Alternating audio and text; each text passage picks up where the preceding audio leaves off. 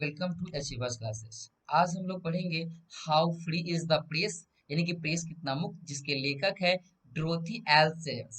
यह एक प्रकार का निबंध है। इस निबंध में वो प्रेस की स्वतंत्रता के दुरुपयोग के खिलाफ अपने विचार व्यक्त करती है। ऐसा माना जाता है कि प्रेस की स्वतंत्रता के बिना लोगों का स्वतंत्र हो पाना मुश्किल है, और किस प्रकार से आज सरकार इस हमारी मीडिया की कार्यों में हस्तक्षेप करती है, और विज्ञापनदाताओं द्वारा जबरन मीडिया में कुछ अलग चीजें दिखाया जाता है जो हमारी जरूरत की नहीं होती। इसके समरी को पढ़ेंगे और लाइन बाय लाइन एनालिसिस करते हुए चलेंगे, ताकि आने वाले आगामी एग्जाम में हमें रट्टा मारने की आवश्यकता नहीं। तो चलिए बेगर लेट के वीडियो स्टार्ट करते हैं। पहला लाइन है, how free is the press is a beautiful essay of Dorothy L Sayers 1893 to 1957। यहाँ तक है कि how free is the press Dorothy L Sayers का एक सुंदर निबंध है। और यहाँ 1893 का मतलब आप ऑलरेडी जानते हैं कि उनका जन्म 1893 में हुआ था और उनकी मृत्यु 1957 में हो गई थी। आगे है, she was the first women to graduate from Oxford University. यहाँ भी कह रहे हैं, बताया जा रहा है कि वह ऑक्सफोर्ड यूनिवर्सिटी से स्नातक करने वाली पहली महिला थी। यानी कि समझ सकते हैं कि वे ऑक्सफोर्ड यूनिवर्सिटी में प्रथम ऐसी महिला थी जिन्होंने ग्रेजुएट की पढ़ाई की थी। आगे है, in this essay she expressed her view against the misuse of the freedom of the press। यहाँ तक है कि इस निबंध में वह प्रेस की स्वतंत्रता के दुरुपयोग के खिलाफ अपने विचार व्यक्त करती है, जो कि पहले ही आपको बता दिए है कि प्रेस जो है हमारा, वो उसका दुरुपयोग किस प्रकार से हो रहा है, इस संबंध में वे अपना विचार प्रकट करते हैं। आगे है,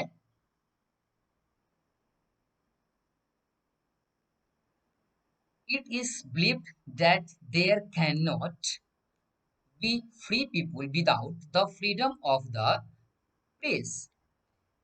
ऐसा माना जाता है कि प्रेस की स्वतंत्रता के बिना लोग स्वतंत्र नहीं हो सकते हैं।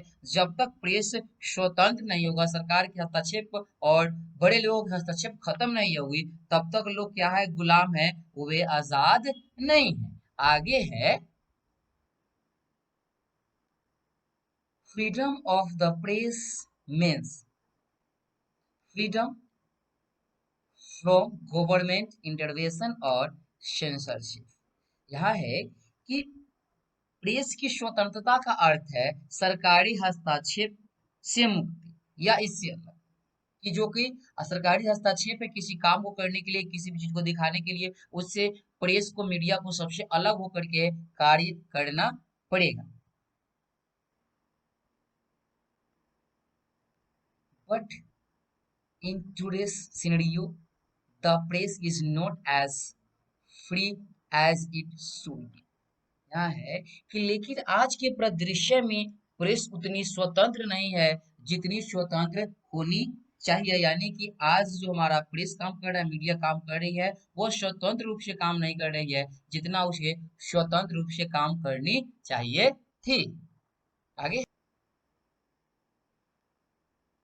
इन fact today the press is being controlled by two factors, the advertiser and the owner of the press. यहाँ बताया जा रहा है कि वास्तव में आज प्रेस को दो कारकों द्वारा नियंत्रित किया जा रहा है। नंबर वन, विज्ञापन दाता, जिससे प्रचार हम लोग देखते हैं या प्रचार किसी प्रकार का प्रचार हो, और दूसरा है प्रेस मालिक, जिन्हें दो लोगों के द्वारा, दो फैक्ट्स के द्वारा पूरे मीडिया को संभाला जा रहा है, क्या दिखाना चाहिए और क्या नहीं दिखाना चाहिए, जो कि ठीक नहीं है, यह बता रहे डोरथी एल शाइन्स। आगे है, advertisers choose newspaper with maximum circulation to advertise।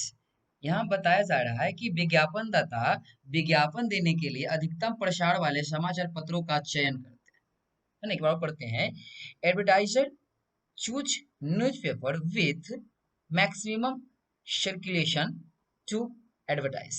यानी कि विज्ञापनदाता विज्ञापन देने के लिए अधिकतम प्रसार वाले समाचार पत्रों का चयन करते हैं ताकि उनका जो समाचार है उसके द्वारा जो प्रचार बीच में आए और वो सबसे ज्यादा देखा जाए, चाहे वो किसी चीज का हो, किसी भी प्रोडक्ट का प्रचार प्रसार हो, वो सबसे ज्यादा देखा जाए।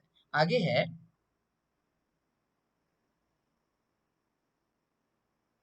so to attract advertise the press tries to reach as many people as possible।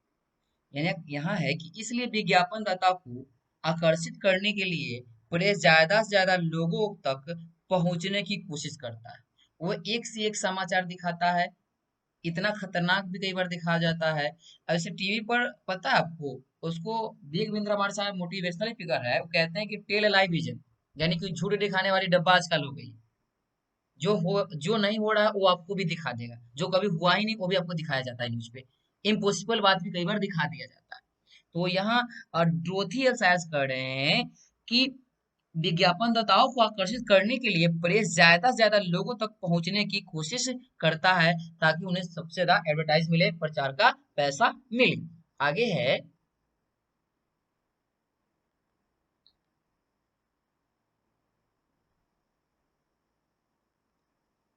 newspaper are required to maintain a low price in order to maintain a high number of circulation, it causes loss to the press। अधिकतम संख्या में संचलन को बनाए रखने के लिए समाचार पत्रों को कम कीमत बनाए रखने की आवश्यकता होती है, जिससे प्रेस को भारी नुकसान भी होता है, लेकिन इस बात पे वो टिके हुए रहती है ताकि हम ज्यादा से ज्यादा लोगों के पास पहुंच सके। आगे है, and and this difference in price is made by advertisers advertising. यहाँ है कि और कीमत में ये अंतर किसके द्वारा पूरा किया जाता है, जो उसको लॉस लगता है, तो ये जो पूरा किया जाता है वो विज्ञापनदाताओं का जो विज्ञापन होता है उसके द्वारा ये पूरा किया जाता है। आगे है,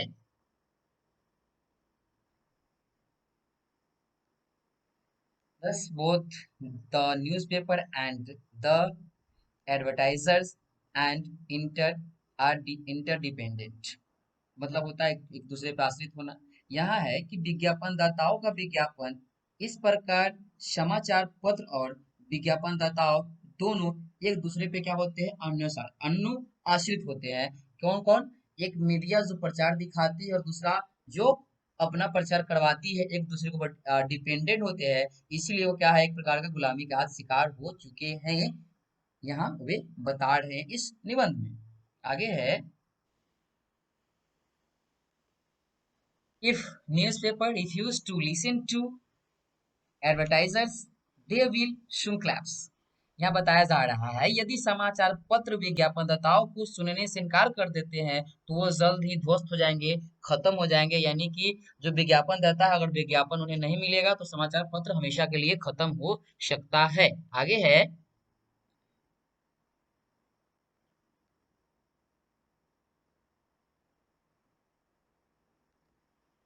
therefore no newspaper or no news agency paid to go against them। इसीलिए कोई भी अखबार या न्यूज एजेंसी इनके खिलाफ जाने की हिम्मत नहीं करती है। इन बड़े पैसों वाले को आप कह सकते हैं जो आप प्रचार प्रसार दिखाते हैं तो गलत भी करते हैं तो उनके खिलाफ वो भी न्यूज नहीं दिखाते हैं। आगे है,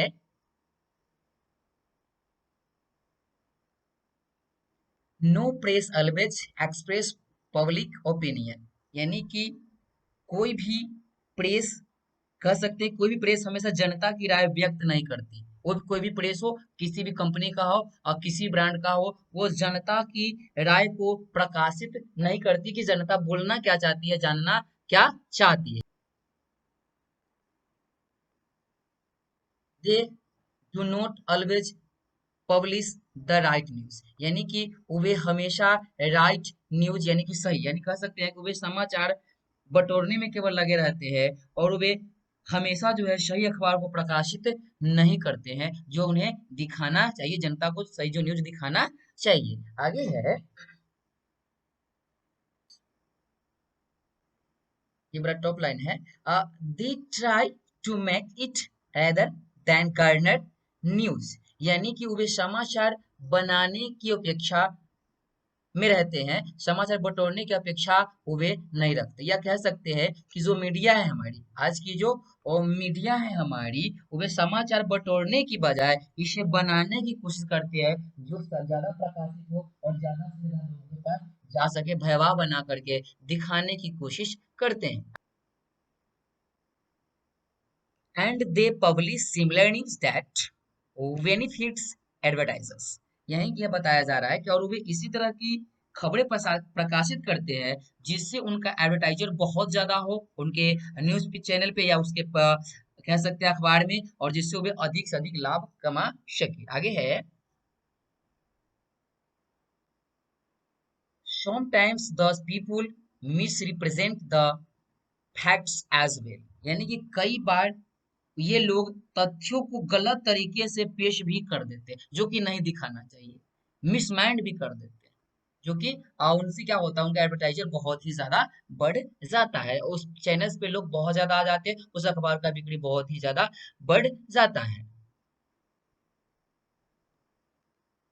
speaking of the ideal case, the press should be completely independent in normal times and censorship only during emergency and war periods.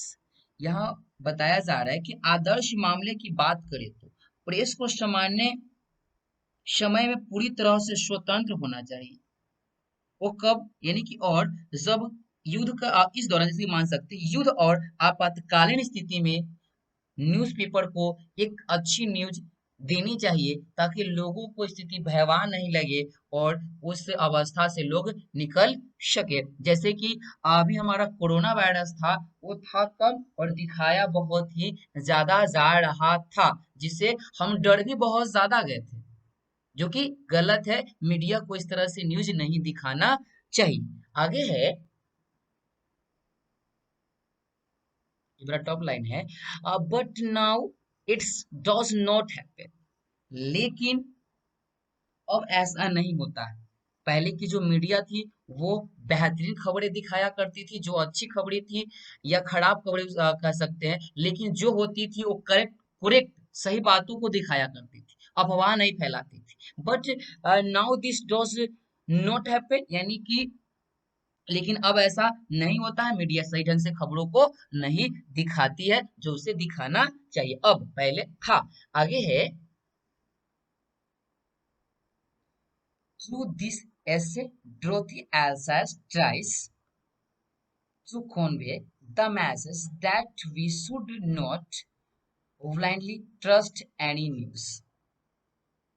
इस निबंध के माध्यम से ड्रोथी एल्सेयर्स यह संदेश देने की कोशिश करते हैं कि हमें किसी भी खबर पर आंख मूंद कर भरोसा नहीं करनी चाहिए, और उसे जब तक हम बारीकी से जांच नहीं ले और समझ नहीं ले तो वह अफवाह है या सही मायने में वह न्यूज है। आगे है, before making any kind of a opinion, one must examine the facts and support those newspaper and agencies only which operate independently। यहाँ बताया जा रहा है कि हमारा जो